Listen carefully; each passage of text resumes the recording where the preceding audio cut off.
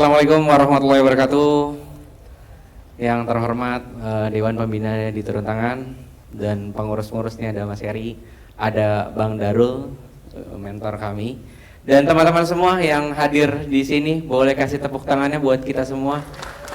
Oh, ini luar biasa nih Bapak Ibu. Jadi relawan-relawan yang hadir gitu ya. Walaupun kemarin banyak nanyain, ini saya nontonnya di Indosiar ya katanya gitu.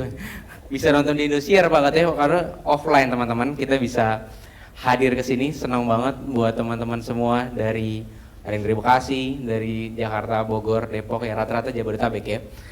Ya teman-teman, jadi kita sesinya namanya Indonesian Volunteering Outlook. Kita akan diskusi-diskusi tentang, cari posisi dulu nih yang enak nih. Kita akan diskusi tentang bagaimana sih tentang volunteering kita di 2025. Jadi di sini tentu banyak komunitas, entah dari kampus, entah dari komunitas-komunitas, dan dari berbagai aktivitas kerelawanan ya. Kita pengen lihat kira-kira pandangan tentang kerelawanan Indonesia tahun 2025 akan seperti apa? Apa yang menjadi tantangan-tantangan, dan kira-kira kita sebagai orang muda apa yang bisa peran yang menjawab tantangan-tantangan tersebut. Serunya kira-kira dari mana nih? Kita ada narasumber yang keren-keren semua, dan ini pentahelix, jadi ada dari akademisi, ada Bang Sof, ada dari perspektif sosiopreneur, nanti ada Bu Penny, terusnya perspektif media juga nanti ada dari Pak Toto, dan juga dari komunitas ya, itu ada Kak Ara. Mungkin dari Kak Ara dulu ya, yang paling muda dan paling inspiratif nih kalau di kalangan orang muda, bisa sharing dari Kak Ara tentang gimana sih menurut Kak Ara tentang volunteering kita ke depan, dan kita sebagai dari perspektif mungkin komunitas, anak-anak yang bergerak di komunitas akan seperti apa gitu. Pada Kak Ara bisa sharing Kak. Oke, terima kasih Mas Syarif atas kesempatannya. Saya sebetulnya menyiapkan sedikit presentasi di sini buat cerita ya ke teman-teman. Tentunya teman-teman di sini juga sudah menjadi relawan di komunitasnya masing-masing. Dan di sini mari kita berdiskusi bersama-sama tentang seperti apa sih sebetulnya wajah kerelawanan di Indonesia itu gitu. Dan ketika dengar topiknya bahwa talk show kali ini itu tentang Indonesian Volunteering Outlook, sebetulnya kalau dibilang kerelawanan di Indonesia itu sudah ada sejak zaman dulu gitu. Konsep pertama ketika saya mendengar kata relawan, bisa di next, itu sebenarnya adalah ini. Teman-teman pernah melakukan hal ini? Ada yang tahu apa itu? Kerja bakti, betul. Jadi sebetulnya dari segi gotong royong, kerja bakti itu juga merupakan bentuk kerelawanan, dan itu konsep pertama yang saya kenal gitu sebagai seorang anak kecil. Waktu itu di rumah kakek nenek saya, kalau di hari Sabtu atau Minggu ketika libur, kami bersih gitu jalanan di sekitar rumah, kami menanam pohon dan lain sebagainya sebagai bentuk kerja bakti, dan itu dilakukan secara sukarela. Nah, kalau misalnya memang ini lebih bentuknya relawan sosial ya teman-teman, tapi kalau misalnya mau lebih keren lagi, mungkin mau ditaruh di LinkedIn, jadinya neighborhood clean up gitu. Jadi lebih profesional kayaknya. Nah, bisa di next.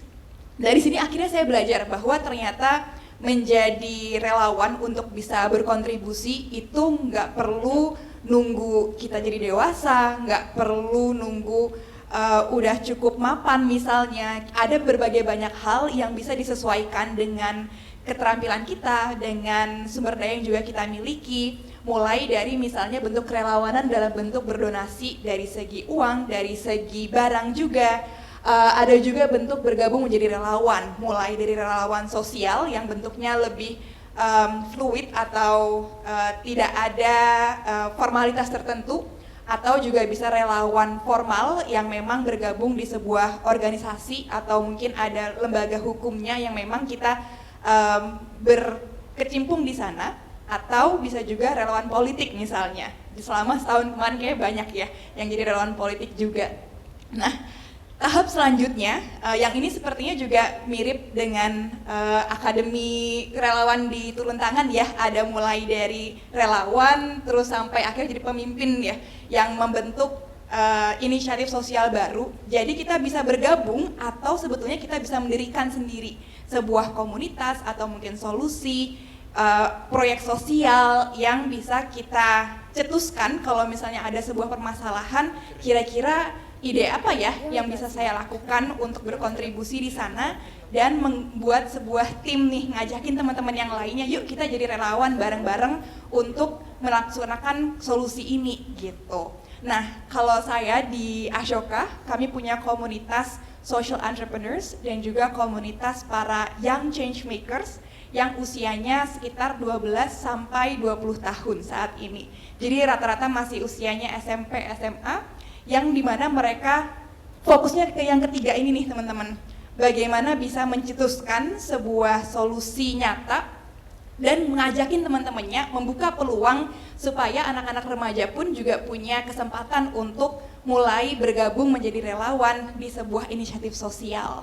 Next.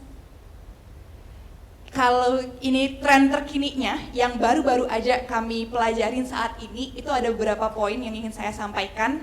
Yang pertama itu ternyata ada kenaikan nih, dari dulu mungkin anak-anak remaja ya udahlah nggak usah mikirin sosial-sosial gini deh, yang penting belajar, punya nilai bagus, lulus, nanti masuk kuliah, universitasnya juga bagus, tunggu nanti waktu kuliah ikutan KKN gitu. Udah, itulah pengabdian masyarakat. Tapi ternyata semakin banyak saat ini anak-anak di usia SD sampai SMA yang juga sudah antara mereka bergabung di sebuah inisiatif sosial atau meluncurkan inisiatif mereka sendiri. Dan 350 diantaranya baru saja mendaftar sebagai Ashoka Young Changemaker. Terima kasih. Nah, yang kedua itu ternyata ada di bulan Juli lalu ada sebuah riset yang diluncurkan oleh organisasi Empatika yang melihat sebetulnya seperti apa sih kerelawanan di Indonesia ini, dan salah satunya adalah bahwa orang-orang yang sudah memulai di usia muda itu meneruskan perjalanan mereka menjadi relawan hingga dewasa juga. Dan ini juga dikonfirmasi di Ashoka bahwa para wirausaha sosial yang saat ini sudah dewasa memulai sesuatu sebelum mereka usia 20 tahun, ketika mereka masih remaja. Jadi ini ada dua tren bahwa kerelawanan ini ketika kita sudah melakukannya di usia muda ternyata terus berlanjut gitu di usia dewasa. Bentuknya mungkin akan berubah-berubah dan beberapa di antaranya akhirnya meluncurkan sebuah organisasi nirlaba atau mungkin komunitas yang lebih luas lagi jangkauannya. Terlebih karena sekarang ada aspek internet dan juga digitalisasi, kerelawanan ini tidak hanya di satu, kalau dulu saya relawannya kerja bakti gitu ya, di kampung aja, sekarang bisa lintas kota, lintas provinsi, bahkan lintas negara. Jadi di Ashoka kemarin kami membuka yang namanya Skilled Volunteers, di mana kami membutuhkan beberapa relawan-relawan dengan keterampilan khusus, misalnya seperti konsultan hukum atau mungkin penerjemah buku cerita anak untuk beberapa bahasa dari Spanyol, Portugis, Indonesia dan juga beberapa bahasa lainnya. Itu bisa dikoordinasi secara global gitu, internasional untuk mencari relawannya ini dari berbagai macam daerah dan juga berbagai macam bahasa mencapai tujuan yang sama. Itu sangat memungkinkan untuk dilakukan saat ini. Dan yang terakhir adalah ternyata kerelawanan tuh jadi tren gitu ya masa kini. Kalau orang-orang muda sekarang tuh kayaknya nggak keren deh kalau kita tuh belum ikut organisasi atau mungkin kita belum berkontribusi. Dan akhirnya tren ini menjadi sesuatu yang positif di mana semakin kita sudah berkecimpung di dunia sosial semakin dini, akhirnya ada sense of purpose dan sense of belonging gitu ya, bahwa oh kenapa sih saya tuh ada di dunia ini, dan itu memang membutuhkan pengalaman terjun langsung ke sosial untuk bisa merasakan hal tersebut. Next. Ini ada sedikit motivasi yang saya temukan juga di risetnya Empatika tentang tiga motivasi tertinggi gitu ya, dari segi gender dan juga dari segi usia. Menariknya adalah kalau usia-usia dewasa dari 25 tahun ke atas, dari secara gambaran umum, motivasi menjadi relawan itu lebih ke altruisme gitu. Jadi memang seperti kasih bunda ya, hanya memberi tak harap kembali gitu. Itu banyak-banyaknya untuk membantu orang lain dan memang sebagai aspek responsibility atau tanggung jawabnya terhadap komunitas di sekitarnya. Ternyata kalau teman-teman di usia remaja, di usia sekitar 18 sampai 24 tahun, motivasi yang pertama itu adalah untuk memiliki pengalaman bekerja dengan organisasi tertentu. Jadi memang mau meningkatkan keterampilan, mau meningkatkan pengalaman juga.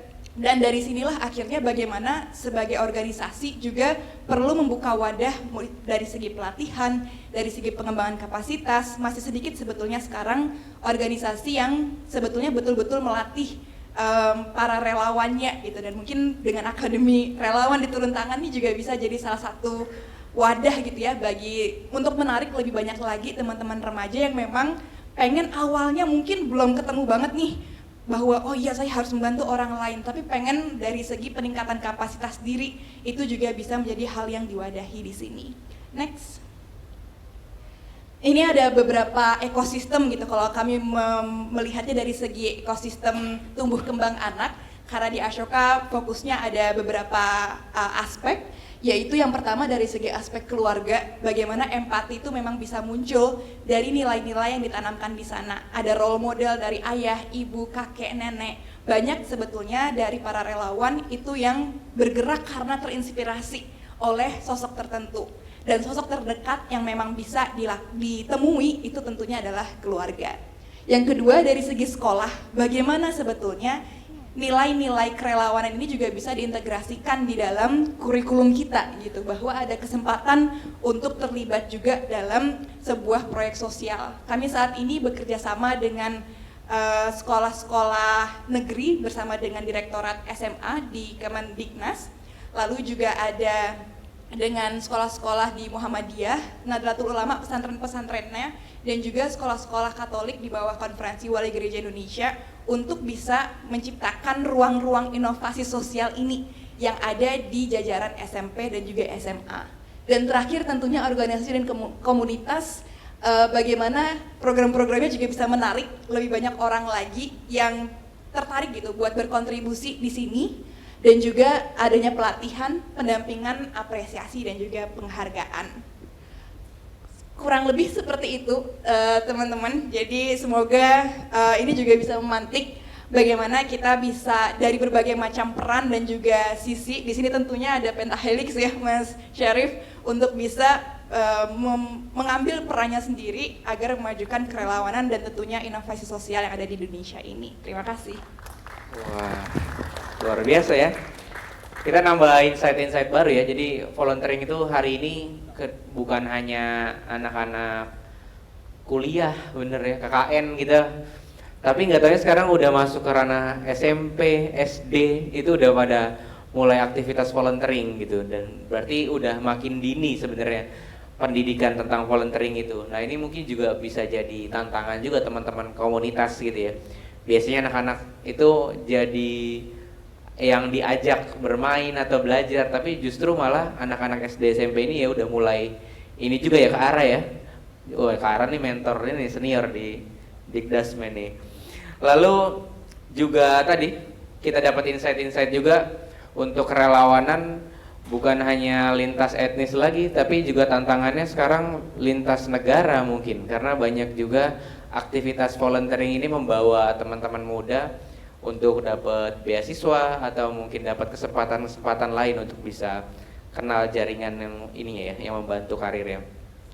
Oke, kita mungkin nanti akan buka juga sesi tanya jawab, tapi kita akan lihat berbagai perspektif nih. Kalau anak-anak muda sekarang juga nggak kalah eksisnya itu lewat media sosial. Apa-apa bentar-bentar difoto, divideoin, diviralin gitu ya. Nah ini kita pengen dapat perspektifnya, kira-kira tantangan di media sosial akan seperti apa, ataupun bagaimana volunteerism ini punya dampak-dampak mungkin positif ataupun juga dampak-dampak yang perlu kita waspadai gitu di dalam proses kita mungkin berkegiatan sama komunitas atau membersamai masyarakat yang mungkin membutuhkan bantuan. Nah, kita akan dapat perspektif nih dari rektornya IMDE nih. Kira-kira gimana nih Mas Toto untuk kegiatan kerelawanan ke depan dari perspektif media? Baik, terima kasih Mas Arief. Assalamualaikum warahmatullahi wabarakatuh. Pertama tentu sebelum saya jawab ya pertanyaan Bang Arief adalah apresiasi pada teman-teman yang hadir hari ini. Ini Anda sudah menunjukkan sebagai pejuang. Karena pertama harus hujan ya. Kemudian yang kedua, ruangan ini lumayan dingin. Jadi untuk bisa stay alert dan memperhatikan apa yang disampaikan tadi Mbak Ara, saya kira perjuangan tersendiri gitu ya. Nah,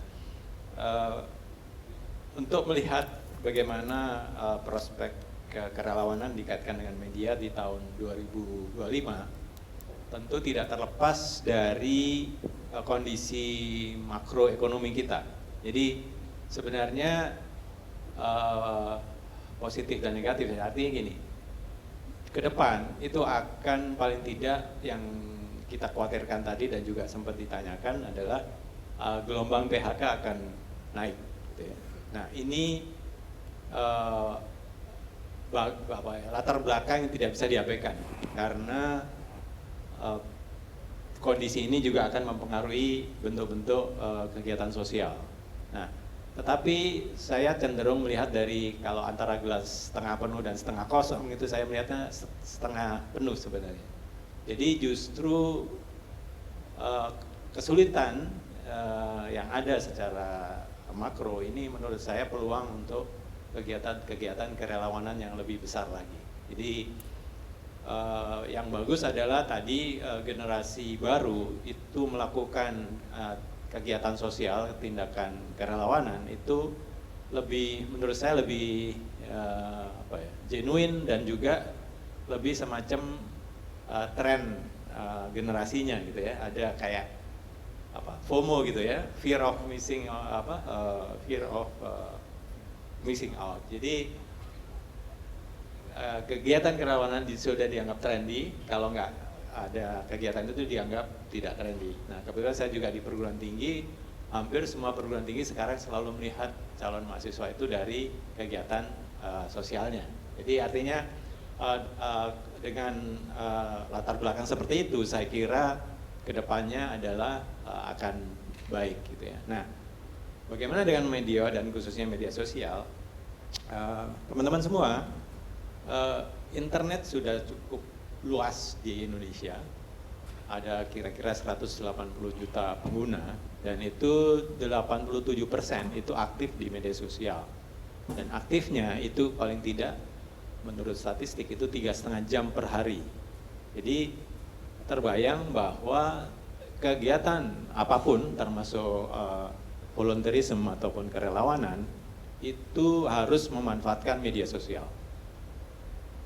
Ibaratkan media sosial itu adalah raksasa dan kegiatan kerelawanan itu seperti naik di pundaknya raksasa ini. Jadi the shoulder of giant. Jadi bukan saja disarankan tetapi Anda harus menggunakan media sosial. Dan trennya adalah apapun yang viral itu pasti akan sukses gitu ya, ataupun menarik perhatian publik. Nah, kerelawanan saya kira akan masuk ke ranah baru, yaitu di mana paling banyak antara viral yang positif dan viral yang negatif. Jadi pertarungan itu akan besar di 2025 dan saya kira ini pertarungan ini mudah-mudahan dimenangkan oleh sesuatu yang positif, kegiatan-kegiatan yang baik sehingga anak-anak kita terutama tadi Pak Ara menyebut semakin dini dia dikenalkan dengan kegiatan-kegiatan kerelawanan, kedepannya dia akan semakin aktif di depan. Jadi saya kira semua organisasi termasuk turun tangan itu harus benar-benar memanfaatkan media sosial. Nah media sosial sendiri cukup beragam dan ini juga kami di IMDE juga sedang mengamati bahwa banyak sekali fenomena baru seperti anak muda yang tidak lagi melihat televisi free to air, jadi cenderungnya lihat OTT, dan karena itu MTech menangkap peluang itu dengan lebih cepat sehingga video menjadi OTT terdepan di Indonesia saat ini. Tetapi FTA atau free to air televisi yang zaman orang tua kita melihat dulu itu akan tetap bertahan karena pertama kualitas bandwidth atau kualitas sinyal kita yang belum bagus, dan yang kedua harus berbayar. Nah, kalau dikaitkan dengan ekonomi tadi kan artinya tetap saja pasar ataupun audiens di FTA itu free to air itu akan tetap ada dan tetap besar, tetap signifikan. Nah, menurut saya media sosial akan besar, akan menyebabkan viral, tetapi masyarakat luas itu akan tetap melihat di free to air-nya. Jadi di sini saya kira saya tidak bisa meramalkan akan seperti apa, tetapi resepnya adalah teman-teman yang bergerak di kerelawanan itu harus benar-benar menguasai media sosial, harus menguasai kapan menggunakan TikTok, kapan menggunakan Instagram, kapan menggunakan Facebook. Kalau Facebook mungkin generasi lebih tua gitu ya. Jadi kami juga bekerja sama dengan TikTok, melihat perbedaan antara TikTok dan Instagram seperti apa. Nah, pemahaman seperti itu akan membuat teman-teman akan berhasil menjangkau kira-kira targetnya siapa. Dan semua perusahaan sekarang di Indonesia itu mengalokasikan anggarannya untuk kegiatan-kegiatan seperti ini. Jadi tidak usah khawatir akan kekurangan support gitu ya. Jadi support itu kan bisa bentuk dalam bentuk tunai ataupun dalam bentuk in natura. Jadi semangat itu pasti akan ada dan terus ada. Demikian Mas Arief, saya kira nanti bisa kita gali lebih jauh dalam bentuk diskusi. Siap, makasih banyak Pak Toto.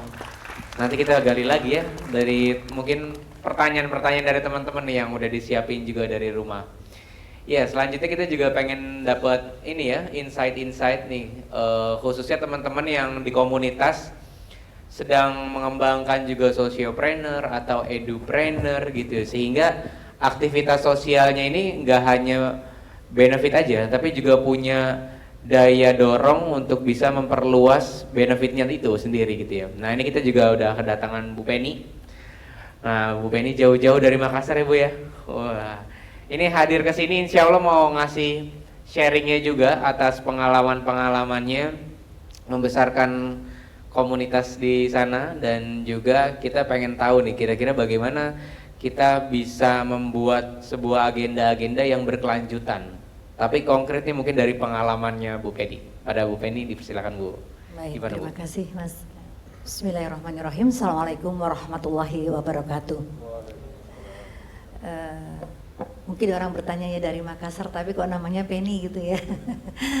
Saya aslinya dari Jogja, kemudian saya ke Makassar. Ini saya membuat sedikit PPT ya, sedikit untuk di share ke teman-teman semua, ke Bapak Ibu sekalian, teman-teman aja lah ya. Kalau Bapak Ibu nanti kayak ketuaan ya, mau jadi relawan nanti berat gitu ya. Saya masih muda ya, Saat ini saya alhamdulillah lolita ya, lolos 50 tahun gitu. Namun semangat untuk menjadi relawan dan menggerakkan relawan, insya Allah semangat saya 25 tahun gitu ya. Boleh ya kalau ada ini ya, saya membuat tadi PPT, PowerPoint ya. Iya, mungkin bisa dibantu sama teman-teman panitia buat bahan. Ya, oh iya, itu tadi. Ya, yang beranjak dari apa yang membuat saya bergerak dan kemudian alhamdulillah berdampak gitu.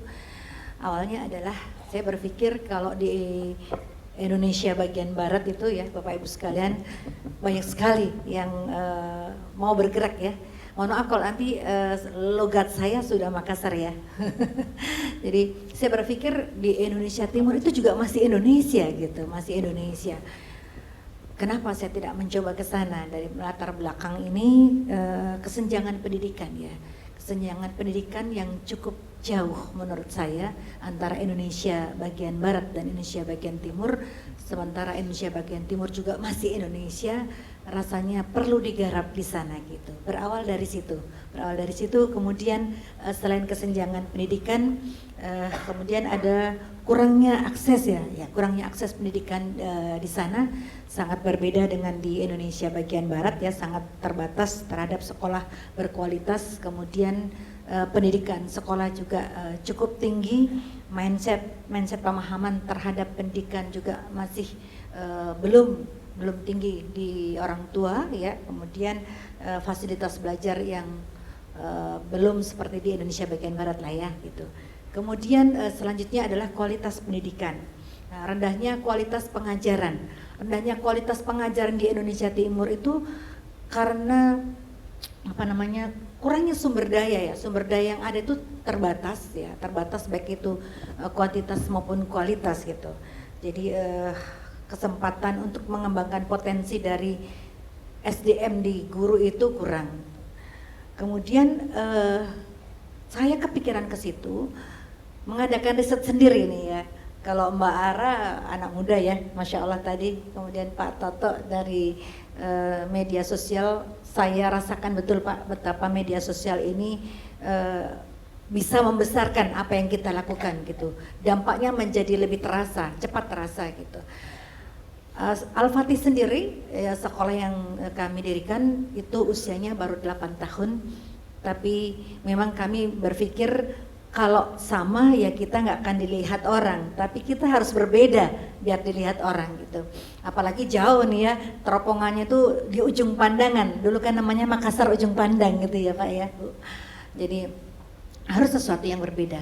Alhamdulillah 8 tahun ini Al-Fatih bergerak dari TK sampai SMA, karena kami berpikir pendidikan itu bermula dari usia dini. Nah, kemudian yang menjadi sering kita dengar bahwa di Makassar itu sering terjadi tawuran, demo gitu ya.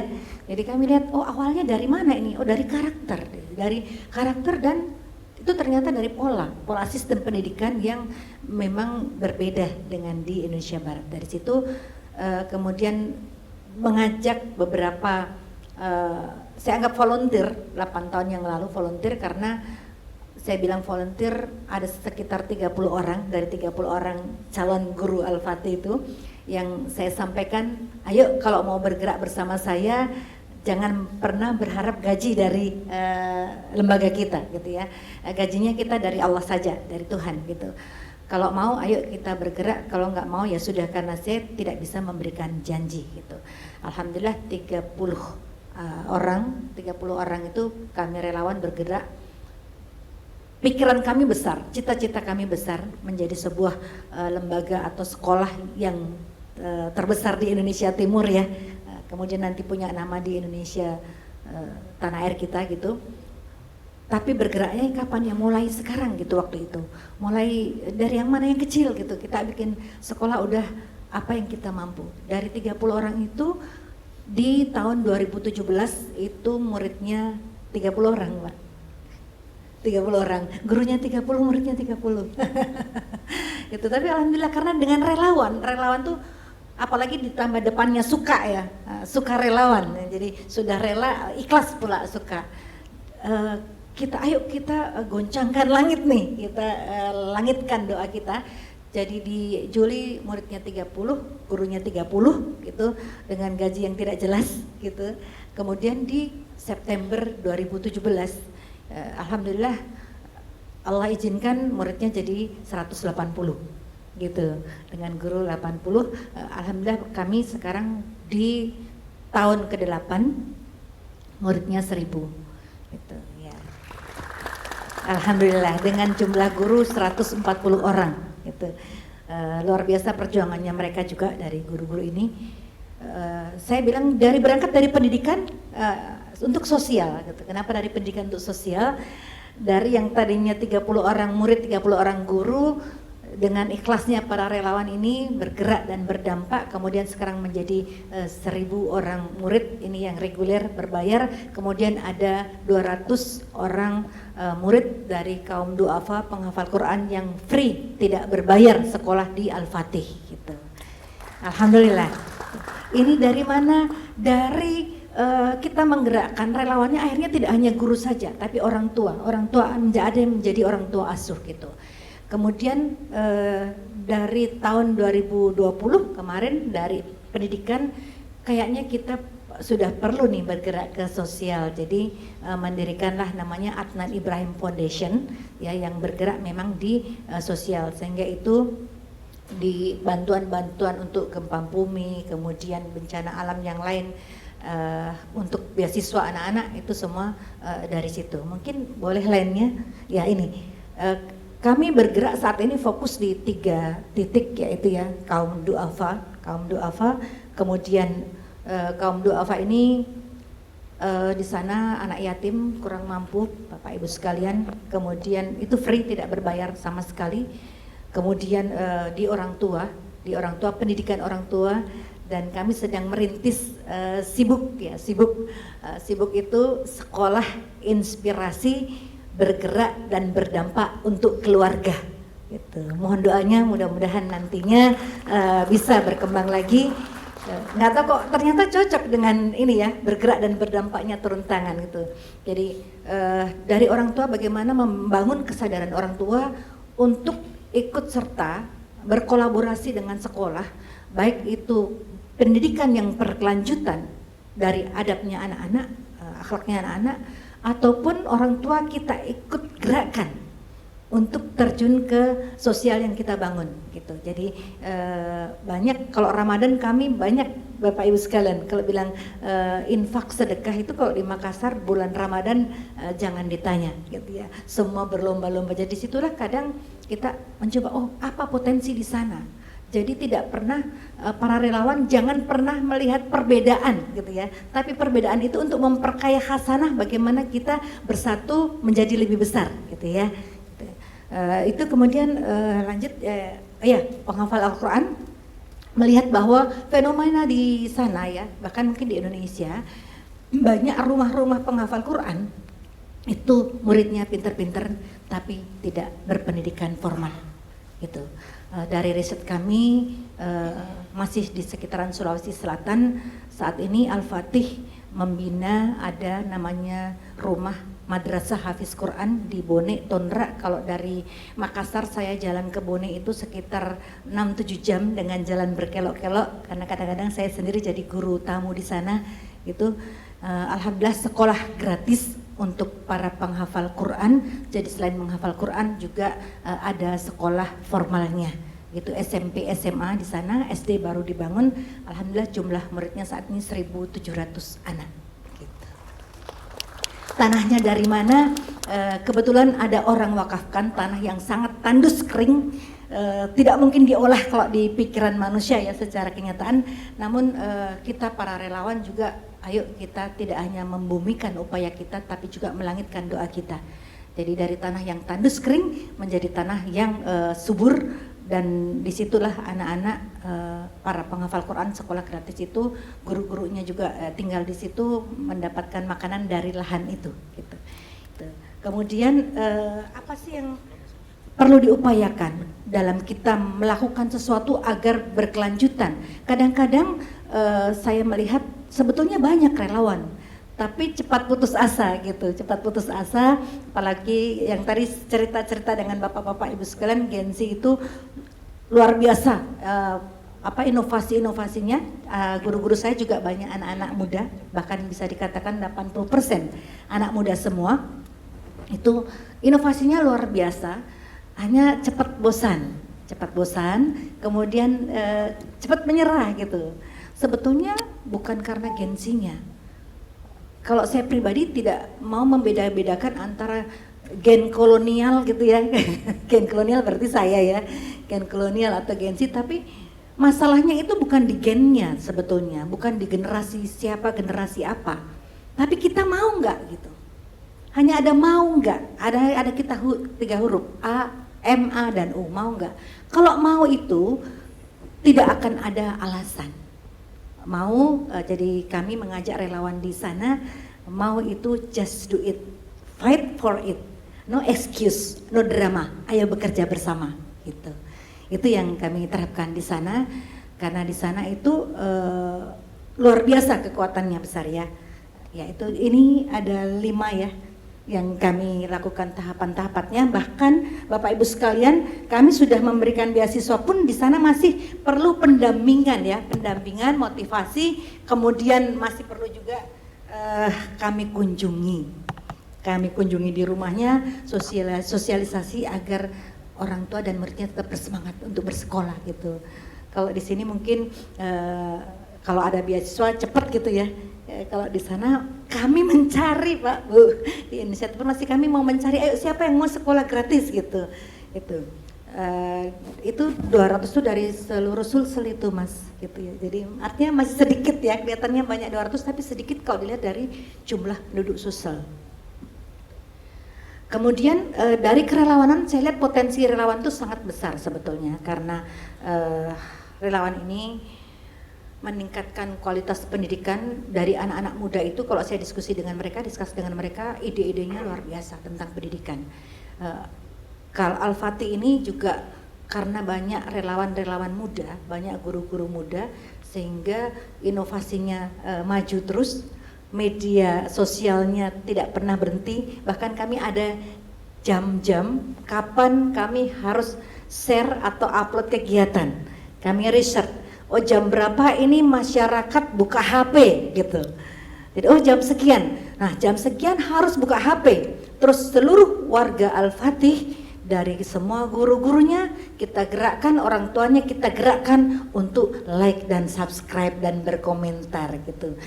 Itu riset kami ya tentang media sosial, jadi tidak asal-asalan gitu, tidak asal dari pagi sampai malam kita capek hanya melototin ini aja, melototin apa media sosial ya, akhirnya nggak dapat kerjaan yang lain. Tapi dengan kecerdasan anak-anak muda zaman sekarang, ayo kita riset gitu. Jadi alhamdulillah hanya saat-saat tertentu kita share kegiatan dan rutin. Itu yang perlu teman-teman Bapak Ibu lakukan ya selama ini.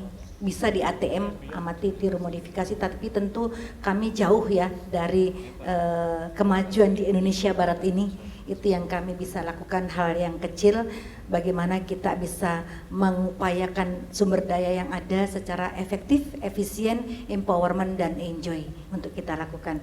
Mungkin itu, dan berdasar dari surat Ar-Rahman ayat 60 bahwa segala kebaikan yang kita lakukan itu insya Allah berbalas dengan kebaikan pula.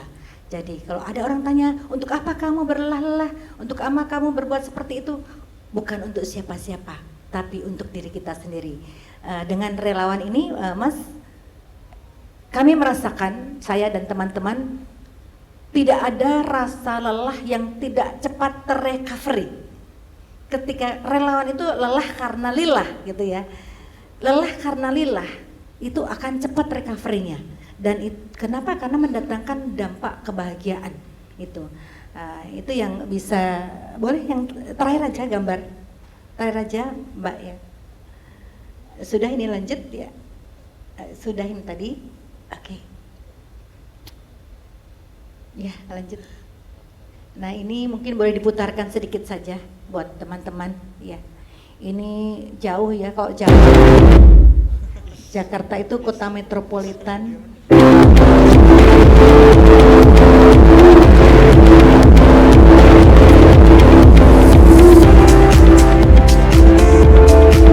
Ini saya datang dari Makassar ke Kabupaten Bone Tonra, itu 6-7 jam, jalannya berliku, sempit, untuk menggerakkan mereka agar mau belajar ya. Ini yang saya sampaikan tadi sekitar 1.600, sekarang sudah tambah lagi tahun ajaran baru yang gratis, tidak berbayar, tidak hanya menghafal Quran tapi juga sekolah ya, mendapatkan pendidikan dengan guru SDM yang kalau dibilang dibandingkan dengan Indonesia Barat jauh Pak kualitasnya, tapi kami mengupayakan apa yang mampu dan kami bisa lakukan, memberikan yang terbaik.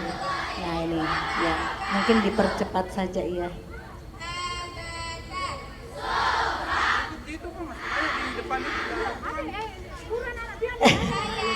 Iya ini. Ya mungkin dicepetin aja.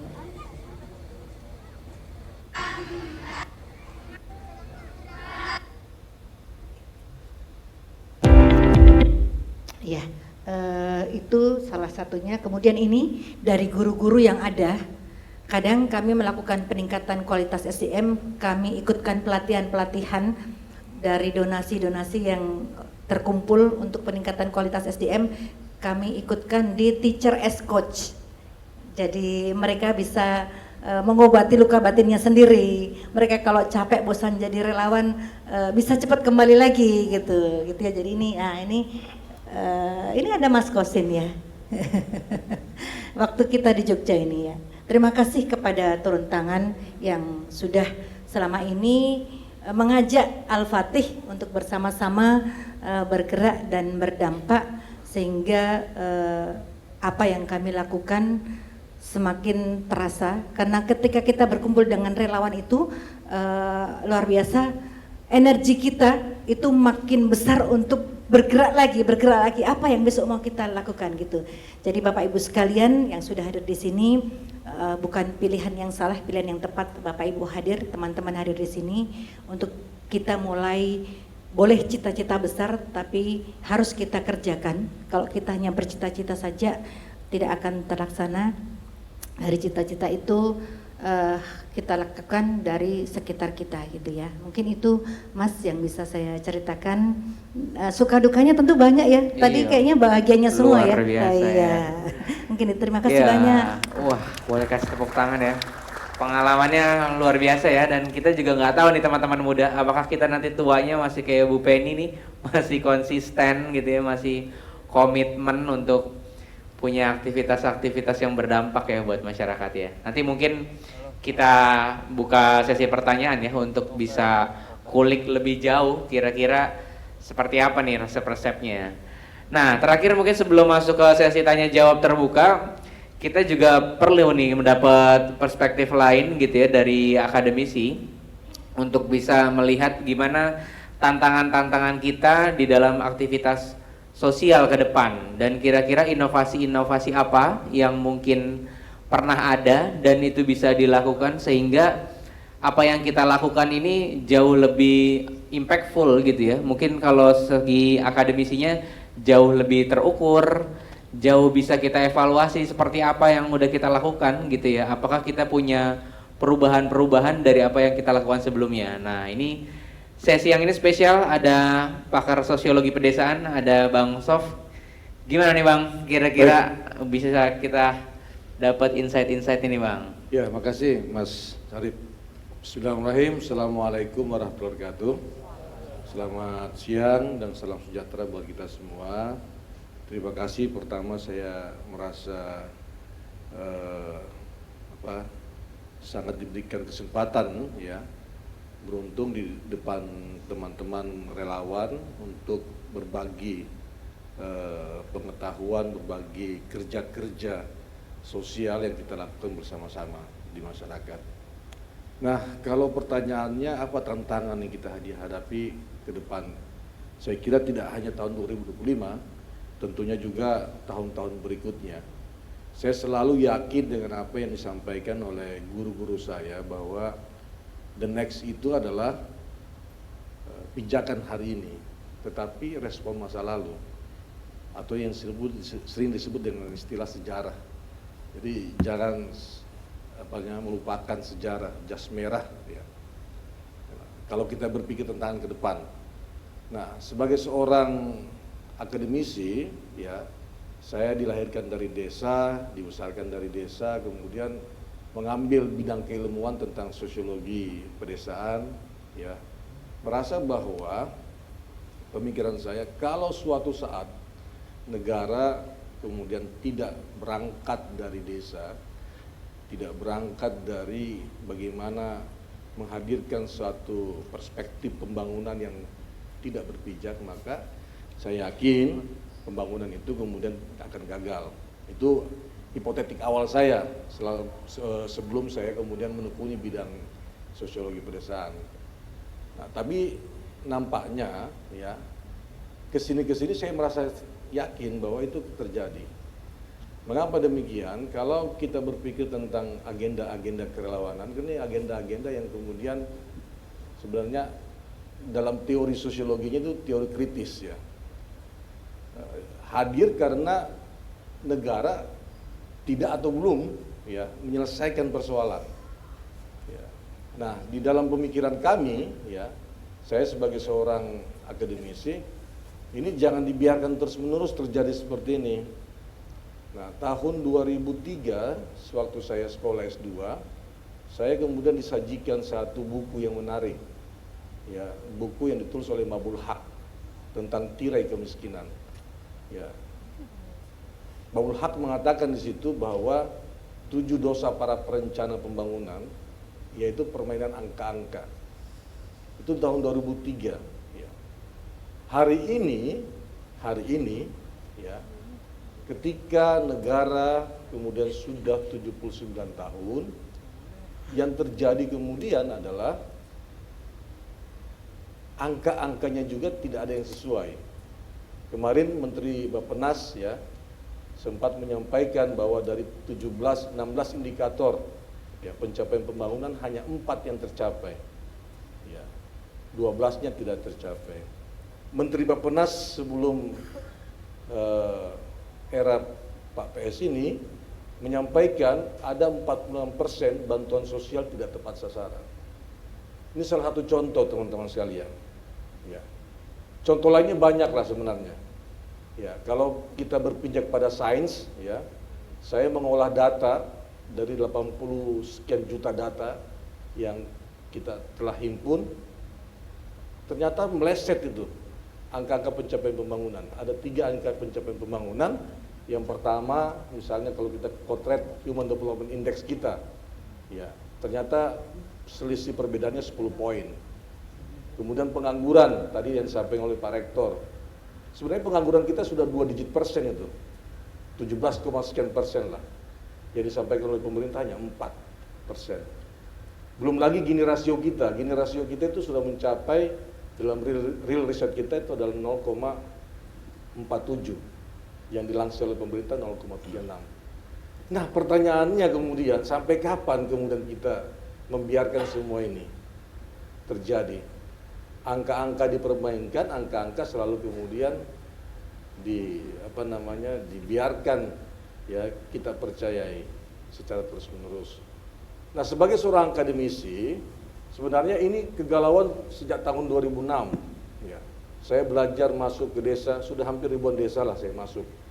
Riset, kemudian memahami tentang sumber daya manusianya, sumber daya alamnya, dan sebagainya. Saya bilang, kalau ini kita tidak luruskan, ini berbahaya. Ya. Saya mulailah gagas dengan inovasi yang saya sebut dengan data desa presisi. Ya. Data desa presisi yang kemudian sederhana niatannya. Bagaimana menghadirkan ya satu data yang dari level pusat sampai level desa itu tidak ada perbedaan. Margin errornya 0 lah. Bisa dilakukan, bisa. Ya, dengan teknologi sekarang, perkembangan teknologi, ya, era drone, era digital dan sebagainya. Kemudian akses informasi sudah terbuka luas, ya. Dan yang terpenting adalah ruang partisipasinya sudah memungkinkan bagi kita untuk menghadirkan. Nah, dalam konteks inilah kemudian saya dan kawan-kawan di kampus, ya, mahasiswa berpikir bahwa ini perlu kita tawarkan ya, kepada publik. Kalau negara belum bisa melakukan, ayo kita lakukan bersama-sama. Sama seperti Bu Penny tadi, jangan memikirkan ya ada nggak honornya atau tidak, bisa nggak kita ke lapangan atau tidak, jangan memikirkan. Tetapi ini gagasan besar yang kemudian bisa kita turunkan ke lapangan dan dilakukan oleh masyarakat secara mandiri. Sederhananya adalah sebenarnya setiap tahun ya atau beberapa dalam setiap periode kepemerintahan itu pendataan dilakukan, tapi menghabiskan triliunan rupiah pendataan itu. Padahal itu bisa kemudian kita efisiensikan dengan adanya kemajuan teknologi. Maka yang harus kita rubah adalah pendekatannya bagaimana merubah metodologi pendataan itu. Yang awalnya top down sekarang kita rubah, kita balikkan dengan bottom up. Dari bawah ke atas, jangan dari atas ke bawah. Karena kalau dari atas ke bawah yang menjadi persoalannya adalah persoalan ya tadi kata Mabul Haq, permainan itu asal Bapak senang. Nah, ini yang kemudian harus kita clearkan. Nah, untuk itu ya kami berpikir ya bagaimana cara melakukan. Tidak ada cara lain adalah mengajak ruang partisipasi masyarakat untuk hadir di dalamnya. Nah, saya sempat terkaget juga ketika ini saya sudah niatkan, ya dedikasikan kepada negaraku, bangsaku, kemudian mengajak teman-teman mahasiswa untuk terlibat di dalamnya. Saya diberikan satu dokumen penting, buku yang lama yang dicetak tahun 61 tapi didiskusikan tahun 59. Judul bukunya itu, dokumen itu adalah Pembangunan Semesta Berencana. Di dalam buku itu ternyata para founding father kita sudah menyampaikan bahwa untuk menyelesaikan agenda pembangunan, yaitu mencerdaskan dan mensejahterakan masyarakat, hanya bisa dilakukan dengan cara dua hal, yaitu democratic rural development, pembangunan desa yang demokratik, yang kedua penyediaan data yang akurat. Pendekatan penyediaan data akurat adalah sensus, tetapi dengan kemajuan teknologi, sensus tidak kemudian tunggal untuk dilakukan. Inilah yang kita tawarkan, bagaimana memadukan gerakan pendataan, memperbaiki metodologi dengan mensintesiskan sensus spasial dan partisipatif. Alhamdulillah ya, dari tahun 2020 awal Covid 1 desa, kemudian menjadi 20 desa, 25 desa, sekarang menyentuh angka 1000 desa. 4 tahun ya. Siapa yang melakukan ini? Yaitu pemuda-pemudi desa pada level RT, RW. Jadi sebanyak 9.000 ya, 9.000-an pemuda-pemudi desa yang kemudian sudah terlibat, kemudian mahasiswa 900 terlibat di dalamnya, kemudian sudah melahirkan ratusan jurnal dan artikel ilmiah, dan ini kita kontribusikan bagi bangsa kita. Mengapa ini? Karena kami sadar sesadar-sadarnya bahwa kalau kita tidak beranjak dari data yang benar, data yang akurat, data yang presisi, maka semua kebijakan pemerintah akan salah. Ya. Nah, untuk itulah kemudian alhamdulillah pada hari ini saya diajak oleh teman-teman turun tangan untuk berbagi informasi, dan sampai sekarang teman-teman sekarang di elaborasi beberapa kampus sudah kita lakukan, dengan pemerintah daerah juga kita lakukan, dan saat ini mereka melakukan pendataan. Sekarang teman-teman lagi turun di tiga kabupaten. Kabupaten Kolaka Utara, Kabupaten Pali di Sumatera Selatan, dan di Kutai Kartanegara. Tahun depan saya sudah diajak oleh beberapa desa-desa yang kemudian tertarik untuk secara simultan melakukan pendekatan ini. Ya mudah-mudahan ya kita bisa berkolaborasi ke depan dan Indonesia lebih baik lagi. Demikian, terima kasih. Wassalamualaikum warahmatullahi wabarakatuh. Waalaikumsalam warahmatullahi wabarakatuh. Berat nih ya pembahasannya ya. Ini kalau data-datanya meleset, kebijakannya juga nggak tepat gitu ya. Mungkin ini juga jadi PR kita bersama juga ya dari aspek itu ya. Ini tuh di depan dingin banget Pak. Iya bener ya Pak, dingin banget. Mungkin ada hadiah dari teman-teman panitia ya buat teman-teman yang ingin bertanya. Ada yang mau ingin bertanya nggak? Ada hadiah nih dari Kak Najmi. Hadiahnya apa nih Kak? Ada 3. Oh iya oke. Hadiah yang pertama ini dulu ya. Ini rompi ya. Oh iya boleh. Oh ini boleh. Ada yang mau bertanya? Boleh kasih mic-nya nggak teman-teman? Ini mungkin panitia bisa kenalan siapa, dari mana, dan ini hadiahnya dari Kriya Kita. Wah ini ada support hasil pendampingan masyarakat nih, mama-mama di Palembang kalau nggak salah ya. Boleh kenalan, boleh berdiri, dari mana, dari komunitas apa, dan ingin bertanya apa ke siapa boleh.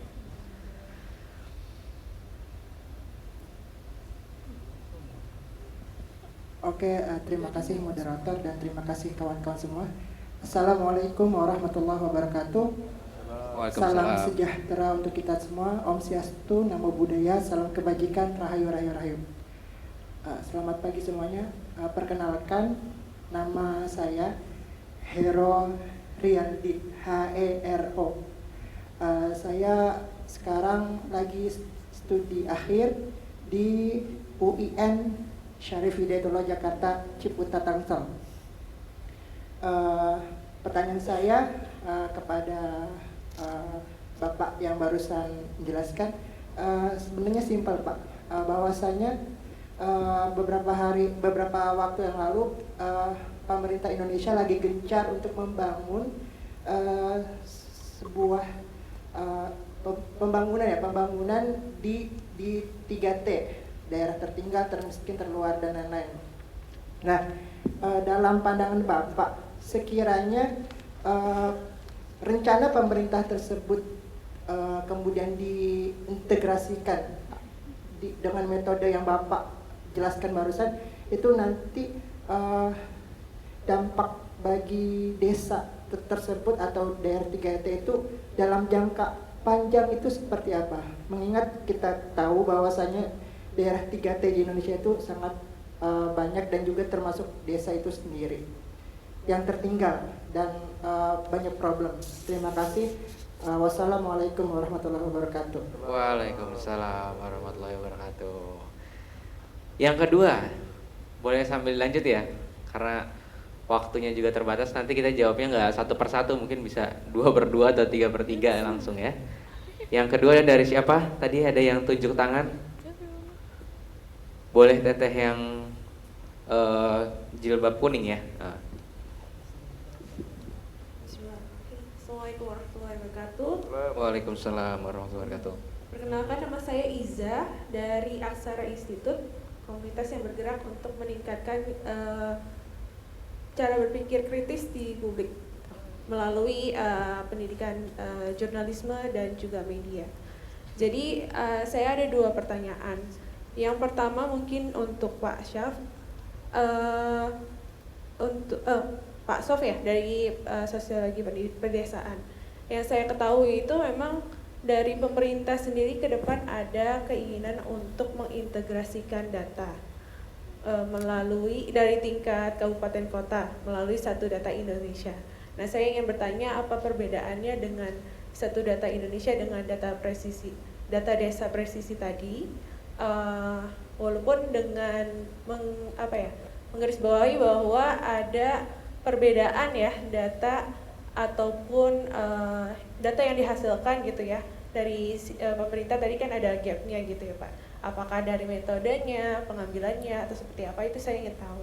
Yang kedua mungkin untuk Bu Penny, saya ingin mengetahui bagaimana upaya dari Sekolah Al-Fatih itu untuk meningkatkan kesadaran dari ibaratnya bahasanya stakeholdernya ya Bu ya, orang tua, kemudian dari masyarakat sekitar dan lain sebagainya, untuk ikut terlibat dalam kegiatan yang dilaksanakan oleh ibu gitu di sekolah seperti itu.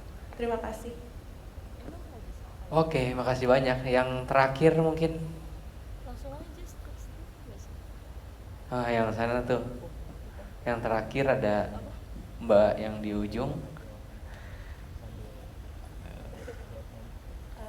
Selamat siang, Assalamualaikum warahmatullahi wabarakatuh. Waalaikumsalam warahmatullahi wabarakatuh. Saya Amira dari perwakilan komunitas Bobatera dari kampus ITERA.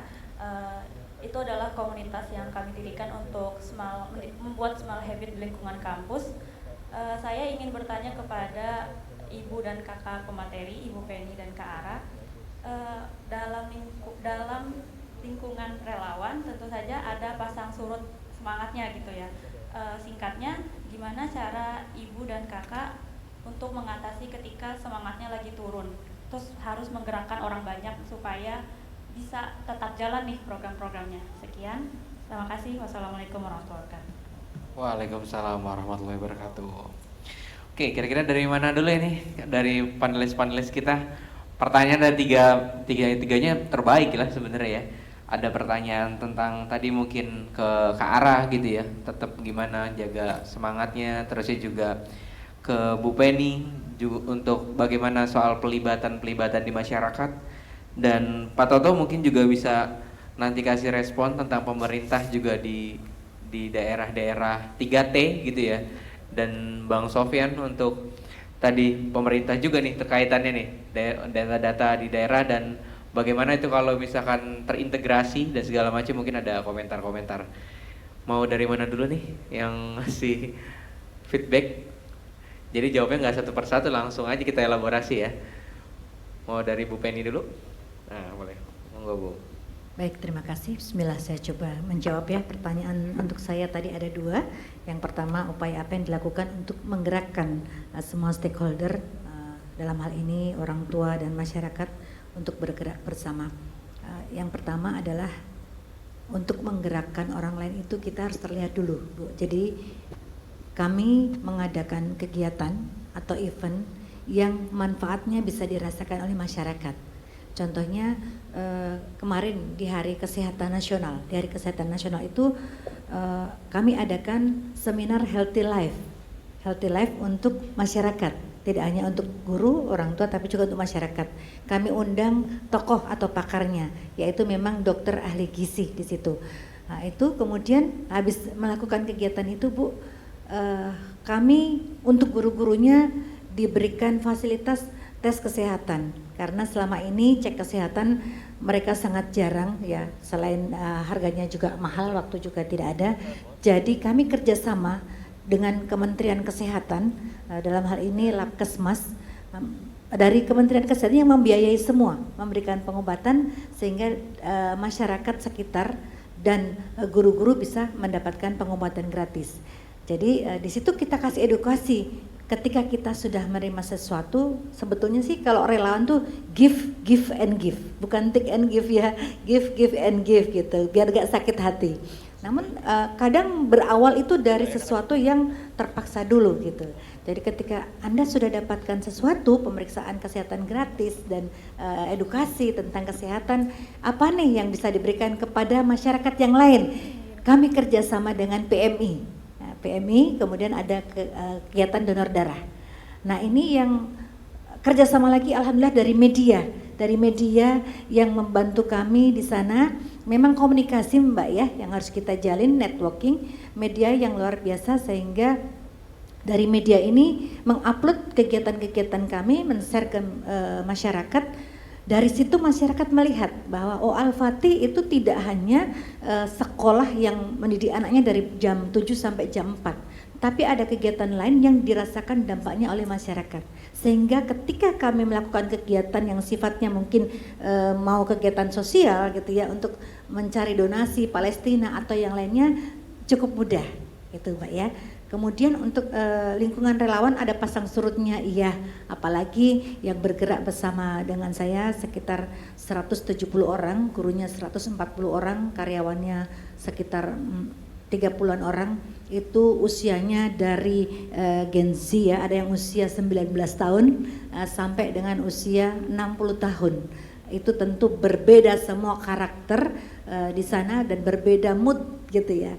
Jadi memang dilihat dulu Mbak, dilihat kondisinya. Kalau ke teman-teman relawan ini sedang terasa capek, kita akan jeda sejenak. Kemudian kita berikan apa yang dia butuhkan. Gitu. Karena mereka relawan juga manusia, butuh hiburan. Kadang kita hibur, kita adakan rehlah. Di rehlah di situ kita sisipin edukasi bahwa semua ini apa lelah kita insya Allah akan berbayar ketika kita lakukan untuk umat, dan ketika turun boleh kok, kita boleh lelah, kita manusia biasa, namun kita beri waktu untuk lelah itu. Jadi kita edukasi, menumbuhkan awareness-nya bahwa kita boleh lelah tapi habis itu yuk kita gerak lagi. Nah, mungkin itu yang kami lakukan Mas. Terima kasih. Siap, makasih banyak Bu Penny. Cukup terjawab ya buat teman-teman yang bertanya. Oke, lanjut mungkin siapa lagi? Kak Ara nih mau lanjut. Karena pertanyaannya juga nyambung tadi ya, bagaimana mengajak stakeholders termasuk juga menjaga semangat gitu dari para relawan. Yang saya pelajari itu ada dua hal sebetulnya ketika orang itu kenapa sih kok mereka tergerak untuk melakukan sesuatu. Biasanya ada motivasi dari segi harapan dan juga motivasi dari segi kekhawatiran gitu. Sebagai contoh di Malang, teman-teman penggerak muda di sana mereka harapannya itu adalah mereka bergerak di bidang lingkungan, harapannya adalah mengembalikan lagi Malang yang seperti masa kecilnya mereka dulu, adem, asri, nyaman. Kekhawatirannya adalah mereka khawatir ketika musim hujan kampungnya akan banjir.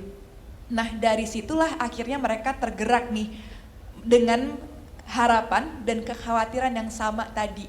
Barangkali itu adalah hal yang perlu didiskusikan terlebih dahulu kepada para stakeholders dan juga teman-teman relawan yang diajak, apakah kita sebetulnya memiliki kekhawatiran dan harapan yang sejalan gitu di sini dengan visinya, itu memang visi yang bersama-sama. Nah, setelah itu karena pada dasarnya juga manusia sering lupa ya, sekarang nyebutnya A, besoknya mungkin udah lupa lagi. Jadi jangan lupa untuk dituliskan. Kalau misalnya ada papan kesepakatan itu juga bisa ditempel di ruang pertemuannya itu agar tetap teringat bersama-sama ini loh kenapa kita bergerak waktu itu. Yang kedua adalah ketika satu hal lagi yang saya pelajarin terhadap kerelawanan itu adalah dari segi nafas relawannya itu tuh sebetulnya juga terbatas gitu. Dari segi waktu juga ada keterbatasan, mungkin dari segi sumber daya, dan juga yang ketiga ini dari segi nafasnya atau semangatnya gitu ya untuk menjalankan sebuah kerelawanan. Bayangkan kalau misalnya teman-teman lari terus tanpa adanya istirahat, akhirnya terengah-engah kan.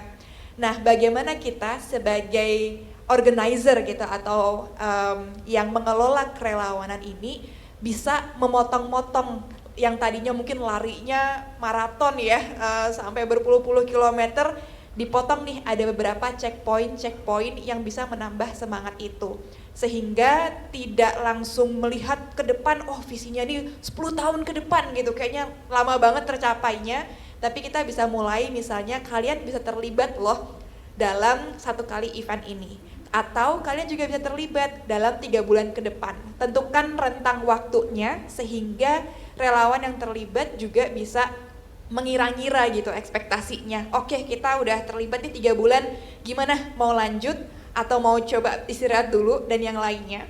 Dan biasanya setiap checkpoint itu sebisa mungkin ada momen-momen untuk rechargingnya gitu. Bisa jadi itu momen untuk bonding, atau ada selebrasi misalnya, atau mau ada inovasi baru seperti misalnya ada kegiatan baru, event baru gitu, dan inovasi-inovasi baru yang muncul di sana sehingga ada hal-hal yang membuat teman-teman itu bisa semangat lagi dan tidak jenuh terhadap kegiatan-kegiatan kerelawanan yang memang dilakukan. Kurang lebih seperti itu, semoga menjawab ya Kak ya. Oke, makasih banyak buat Kak Ara. Boleh kasih tepuk tangannya. Lanjut nih, masih ada pertanyaan yang perlu direspon. Mau dari Bang Sof dulu atau dari Pak Toto? Dari Bang Sof, oke boleh. Baik, terima kasih. Kata orang manajemen, ya, perencanaan yang baik itu harus dimulai dari data yang benar. Ya. Nah, persoalan kita hari ini memperbaiki daerah tertinggal, ya, tidak pernah dilandasi dengan apa yang harus dilakukan oleh daerah tertinggal tersebut dengan potensi ya, dan keunggulan sumber daya manusia mereka. Ini persoalannya. Teman-teman sekalian, ya, jika kita percaya dengan ruang dialog ya, yang dihadirkan oleh negara melalui musyawarah dusun, musyawarah desa, musyawarah pembangunan di level kabupaten, provinsi, sampai musyawarah di level nasional yang disebut dengan Musrembangnas, maka sesungguhnya yang harus diyakinkan betul nggak kemudian informasi yang sampai dalam bentuk kebijakan lalu turun dalam bentuk program pusat ke bawah itu sesuai dengan data yang benar yang ada di level desa kita. Ini persoalan sebenarnya.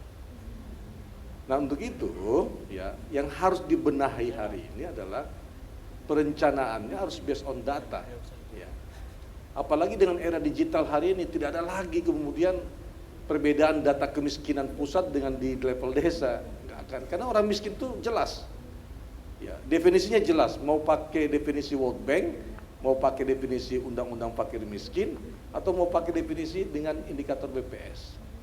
Jadi tidak lagi ada perbedaan. Nah, kalau kita mau mendorong bagaimana agar kemudian daerah 3T tersebut bangkit dan benar, maka kita harus mampu memotret dengan baik potensi, baik itu sumber daya alamnya maupun sumber daya manusianya. Ya. Lalu dari situlah kemudian kita mulai merencanakan yang baik dan tepat. Nah, ini persoalan saya kira. Saya banyak riset juga ketika diminta pada saat itu membangun pasal 9 Undang-Undang Desa tentang kawasan perdesaan. Problem utamanya adalah kita tidak punya data untuk memotret potensial ekonomi yang ada di satuan perdesa atau di antara kerjasama dengan desa-desa yang memiliki unsur ekologi yang sama. Ini persoalan. Nah, untuk itu nyawa itu pemerintah bagus ini dengan diterbitkannya Perpres ya, Perpres 39 kalau nggak salah tahun 2019 tentang satu data Indonesia. Ini nawai itu sudah benar ini. Tetapi persoalannya adalah bagaimana membangun satu data Indonesia. Ini kan persoalan metodologi. Nah, metodologi yang dipakai dalam satu data Indonesia yaitu bagaimana mengumpulkan seluruh data-data di tingkat kementerian. Datanya DTKS-nya Mensos dikumpulin, data profil desanya Kemendagri dikumpulin, data potensi desanya BPS dikumpulin, data apalagi tenaga kerja dikumpulin. Jadi bukan menciptakan satu metodologi yang mengikuti perkembangan hari ini. Nawaitu yang benar, tapi kalau tidak didukung dengan metodologi yang tepat, ya salah juga akhirnya jadinya. Untuk itu kami berpikir bahwa sudah waktunya kemudian kita memikirkan ke depan tentang big data from bottom up. Jadi big data itu harus dibangun dari bawah. Dari siapa? Dari masyarakat. Kemajuan teknologi ya dengan era digital hari ini sudah sangat memungkinkan. Ya. Menjalankan sistem collecting data yang murah sudah memungkinkan dengan pendekatan partisipatif. Jadi yang kalau kita jumlah tadi yang saya sampaikan di awal, kalau kita jumlah berapa kemudian negara mengeluarkan uang untuk pendataan kan triliunan rupiah. Mengapa kemudian triliunan rupiah itu kita pangkas, kita berikan kemudian kepada orang miskin supaya bangkit, ekonomi lokalnya juga tumbuh dan sebagainya, ketimbang kemudian menghabiskan uang untuk pendataan terus-menerus.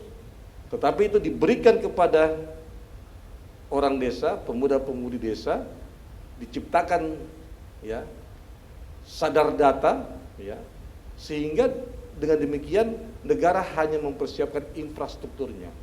Nah, tawaran kami sebenarnya Mbak pada kerangka metodologi bahwa sesungguhnya solusi satu data Indonesia itu sudah tepat, tapi bagaimana melakukan?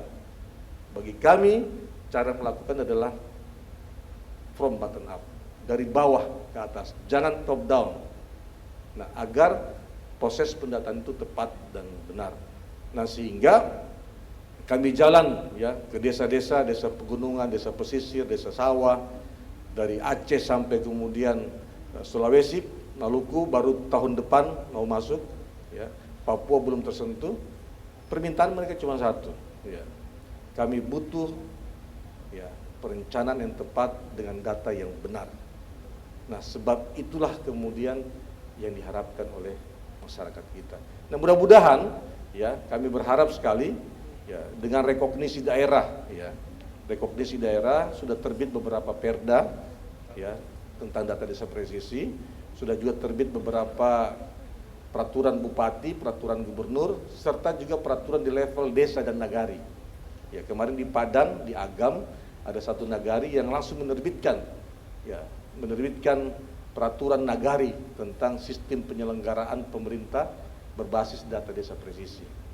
Ya, alhamdulillah itu kemudian juga dilakukan. Jadi kami percaya dan yakin bahwa dari bawah ya disupport dengan ya kearifan kebijakan yang ada, maka insya Allah kesejahteraan ya Indonesia ke depan akan tercapai. Demikian, terima kasih. Oke, makasih banyak buat Bang Sofyan. Wah, boleh kasih tepuk tangannya. Oh, udah makin siang, udah makin lemes nih. Terakhir mungkin kita bisa dapat feedback dari Pak Rektor. Pak Toto. Baik, gimana? makasih Mas Arif. Apa yang direkomendasikan Bang Sof saya kira sudah dijalankan ketika di DKI Jakarta. Ketika saya menjadi senior advisor di tim gubernur untuk percepatan pembangunan, itu kita menggunakan data yang dibangun oleh ibu-ibu PKK, jadi menggunakan Dasawisma. Nah, data itu kenapa dibuat? Karena menurut kami waktu itu adalah di TKS itu tidak akurat, gitu. Jadi sudah tidak akurat, kemudian juga obsolete, jadi udah ketinggalan 3 atau 4 tahun. Ya. Nah, akhirnya memang dibuat dan alhamdulillah itu dibuat persis sebelum pandemi. Jadi ketika DKI Jakarta dihantam pandemi, kita menggunakan data yang dari ibu-ibu Dasawisma itu. Jadi dicek ulang semuanya dan itu akhirnya menyelamatkan, artinya gitu. Benar yang dikatakan Bang Sof bahwa target dari semua kebijakan pemerintah itu harus tepat sasaran. Jadi kalau tidak, karena ini uang rakyat, uang negara, itu harus benar-benar akuntabel, kan, bisa dipertanggungjawabkan. Tetapi saya mencoba berpikir dari sisi yang agak politis. Jadi saya pernah juga bagian dari yang membuat ide tentang guru garis depan sama sekolah garis depan. Waktu itu kita buat dan memang untuk daerah 3T itu khususnya itu memang pendekatannya yang salah. Jadi Bank Dunia sudah berkali-kali jangan menerapkan kebijakan yang sifatnya one size fits all. Jadi akhirnya kita sarankan ada yang namanya sekolah kampung ataupun sekolah rimba yang di beberapa tempat itu harus diadopsi. Jadi jangan, kalau standar sekolah itu kan SD harus ada 6 guru, ada sekian kelas gitu. Di kampung nggak ada, namanya kelas 1 itu isinya cuma 2 orang, kelas 2 isinya cuma 3 orang, nggak bisa disamakan dengan misal Jakarta gitu. Nah ini beberapa penyimpangan yang terjadi, bukan penyimpangan, atau sesuatu yang unik yang ada di lapangan. Tetapi gini, ceritanya panjang, tetapi sebenarnya termasuk satu data Indonesia itu adalah karena gini, saya jadi teringat buku yang judulnya Nexus, ya, N-E-X-U-S. Ada yang sudah baca buku itu? Nah, apa yang disampaikan Bang Sof adalah, menurut buku ini adalah orang-orang yang naif terhadap informasi. Jadi informasi sekarang itu menurut buku itu sudah di-weaponize, sudah dipoliticize. Jadi nggak bisa kita secara naif, oh ini nanti metodologinya gitu. Semuanya diolah sedemikian rupa sehingga kelihatan bagus gitu. Jadi yang namanya propaganda di zaman Nazi itu sekarang itu propaganda juga lebih canggih lagi gitu. Jadi mau diolah data kayak gimana juga itu kalau tujuan politiknya adalah supaya saya terpilih kembali, supaya saya bisa 3 periode, itu dibongkar semua itu. Jadi nggak ada gunanya gitu. Ya itu saya sebut akademisi itu naif. Jadi apa yang dibuat ya harapannya metodologinya diperbaiki. Ya itu in the end of the tunnel itu akan diperbaiki disesuaikan gitu ya, di adjust dengan kepentingan politik pemilik data gitu. Nah itu yang menurut saya satu hal yang juga kita harus tidak boleh terlalu naif. Yang kedua, saya ingat teman saya yang menjadi rekanan dari pemerintah untuk membangun sistem data kita. Nah,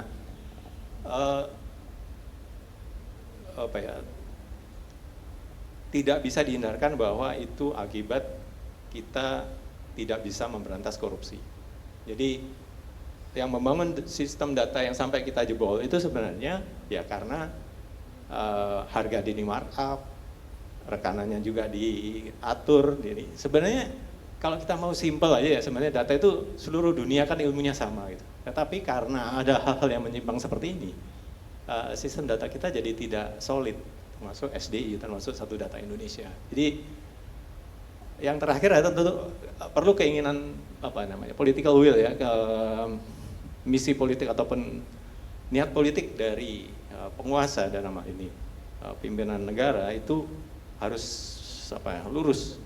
Kalau dia mau seperti ini ya dijalankan. Nah, tapi kalau tidak ya tetap aja yang akademisi akan di pinggir seperti ini yang menjalankan kebijakan. Jadi tetapi menyuplik pengalaman kami ketika di DKI Jakarta, saya kira dengan menerapkan tadi yang dibilang Bang Sof, data yang benar, kebijakan yang berbasis data yang benar dan berbasis ilmu pengetahuan, saya kira tidak ada masalah yang tidak diatasi. Jadi dan saya kira masyarakat bisa melihat sendiri kalau kita memang bekerja dengan benar, data yang benar, niat yang benar, saya kira itu akan tercapai. Saya kira itu. Terima kasih. Siap, makasih banyak buat Pak Toto. Ya teman-teman, kita diskusinya udah sampai ujung dan tadi juga teman-teman panitia udah kasih kode gitu ya. Dan tentu teman-teman hari ini kita dapat insight yang luar biasa gitu ya. Artinya kita ada di barisan kerelawanan, pejuang-pejuang yang ada untuk kemanusiaan. Itu bicaranya panjang ya, dari mulai yang kecil tadi ngomonginnya keluarga, ngomonginnya merawat semangat, ketekunan, komitmen, sampai ngomongin data, kebijakan, oh iya nih ya, ngomong kepemimpinan gitu ya. Nah ini hal-hal yang mungkin jadi tantangan kita bersama sebagai orang muda untuk apa yang udah kita mulai sekarang bisa jadi nih kita kayak jadi bapak ibu yang ada di depan ya, teladan-teladan yang mungkin bisa tekun membersamai aktivitas masyarakat. Oke, ini udah di ujung, mungkin nanti juga mungkin kita akan kasih nih hadiah yang tadi teman-teman yang bertanya. Dari saya cukup sekian, mungkin kita bisa kembalikan ke teman-teman moderator.